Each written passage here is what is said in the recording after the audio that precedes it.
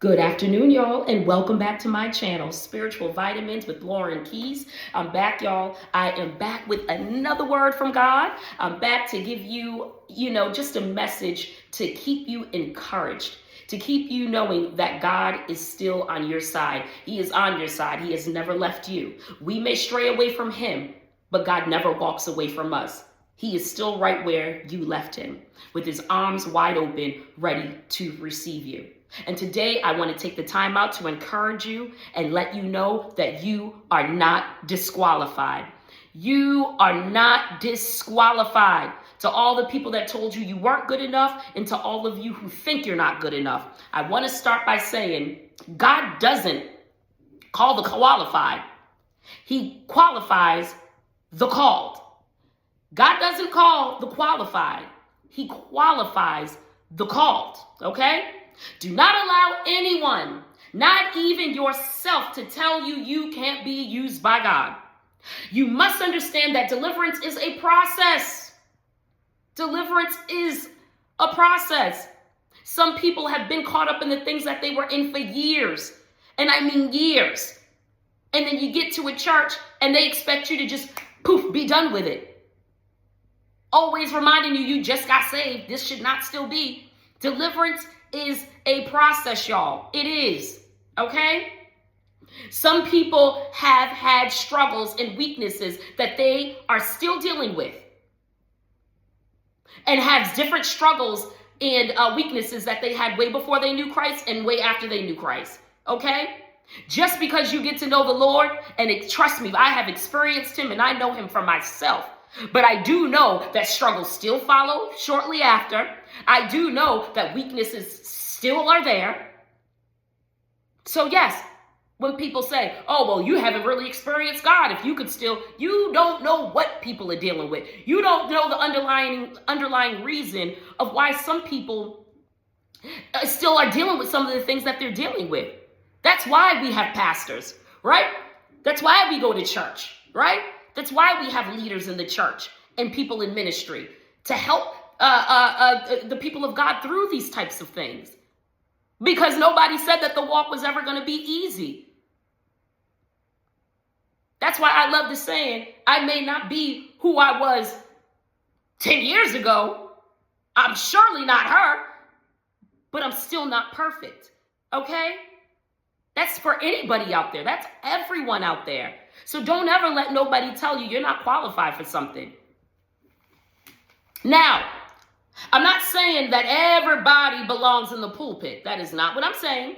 But there are many different ways that God can use the people He has called. When you have a calling on your life, God has His hands on you, and there's many ways that He can use you. Not everybody has the same gifts. There's many different ways. Everybody's not meant for pulpit ministry. But there's many different ways that God can use you. He uses who He wants to use. He does what He wants to do. He is God, okay? Stop beating yourself up. And remember why Jesus died on the cross for us. He knew we were going to mess up again and again. Jesus had to die on the cross. If He did not die on the cross, we would be doomed. There would not be chance after chance after chance after chance. There would be no long-suffering God sitting, waiting with His arms open wide to forgive us. It would not be so, okay? But because Jesus died on the cross, we have that gift, the great gift of salvation through Jesus's blood. We can't fix us. Only Jesus can fix us. Don't stress yourself trying to be what man thinks you should be. You will go mad. Pray to God and say, Lord, I just want to be who You called me to be. Nothing more, nothing less. If we become who man calls us to be, we will fail. Especially if God did not tell them that that's who we were. You will fail because that was not your calling to begin with. Okay? Listen out for the voice of God. Read your word. Stay prayed up. He will show up and He will start developing your character. He will start developing your personality. He will start developing who you are. He will begin to start showing you your gifts and what it is that you're supposed to do. I'm telling you, it will come. It really will. Remember, brothers and sisters, you can't earn your way into heaven, because really not one soul on this earth, not one soul on this earth deserves to be with Jesus on that great day. But God said, I will give my only begotten son so that my children won't have to perish. Okay? His only begotten son so that we would not have to perish. Isn't God so merciful? I wanted to talk to you a little bit about a few of the greats in the Bible and how God still used them in mighty, mighty ways. Names that we still know today, people that are familiar with the Bible. And even the babes of Christ, as you read more, you will understand, you will hear of these names that I'm about to mention. You had King David, who famously had an affair with Bathsheba. So he had affairs. He cheated on his wife. In the Bible, the sin committed by Noah was drunkenness. After the flood, Noah became a farmer and planted a vineyard. He drank the wine produced from the vineyard to the point of becoming intoxicated and passing out naked outside of his tent. Someone like me, am I against people that have a drink? No, I am not. But it's when you become intoxicated. This is what we're talking about here with Noah. When you become intoxicated, you don't know what you're doing. You're right from your left.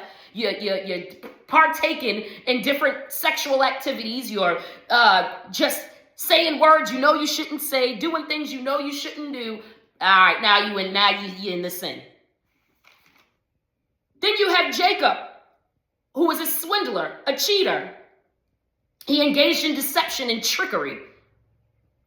His name itself, interpreted by some, mean cheats or supplanter. So that's just who he was. But even with that being said, God still used him. God still used him. Moses had a stutter. He had a speech impediment, right? But God still sent him out, and God still used him to speak to the Pharaoh, which was very high up. And Moses didn't think he was good enough to even go to speak to Pharaoh because of this problem.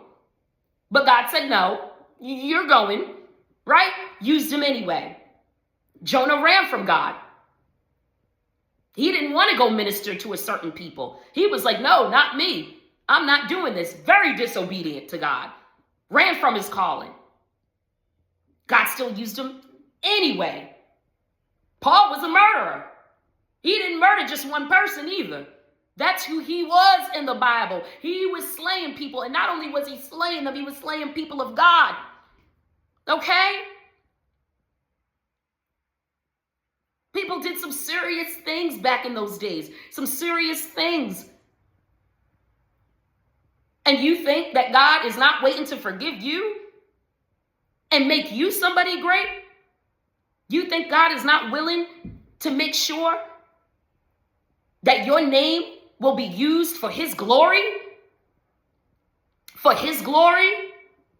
So he can say, look what I took my son and daughter out of? You will go through things in life, and God will take you out of those things in life, transform you to the point where people have to say, there must be a God. That's what it means by God getting the glory out of your life. That's what it means by God getting the glory out of your testimony. That people will say, there has got to be a God. I want to know who this God is. Because these other little gods that ain't even real, these engraven images is not doing it for me. I need to know who this Jesus is. That's why God puts you through all the things that you go through. That's why God allows people to go so far with mocking you. Because he's going to turn around and make an example that he is God through you. And he's going to condemn the tongues of the people that mocked you. Oh, he's going to shut their mouth. And for all the self-righteous people out there, you need to leave God's people alone. You need to leave God's people alone. I don't care what you think you see them doing, how you think you see them doing it. You don't know the work that God is doing in someone. You need to keep your mouth off of God's people. You do not know the work in which God is doing in someone. Just because you can't see it doesn't mean he's not doing it. All right? It's a dangerous thing to put your mouth on people of God. Just because you can't see it doesn't mean that God's not doing it. You don't know what God's doing in someone's life. So nobody has rights to tell anybody that they're disqualified or it shouldn't be them. God uses who he wants to use. He has mercy on whom he has mercy, and he has compassion on whom he has compassion.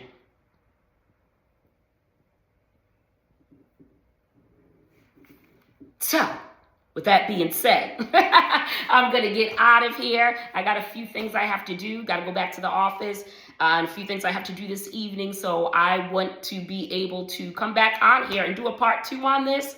I would, but if I have another word, I have to give that word that is given to me. Yes, and please forgive me for the attire today. I have on my shirt that I've had for about 10 years today. It's raggedy, but I'm wearing it anyway. So it's not about the clothing, it's about the message. But I love you guys so much. Until next time, God bless you in Jesus' name.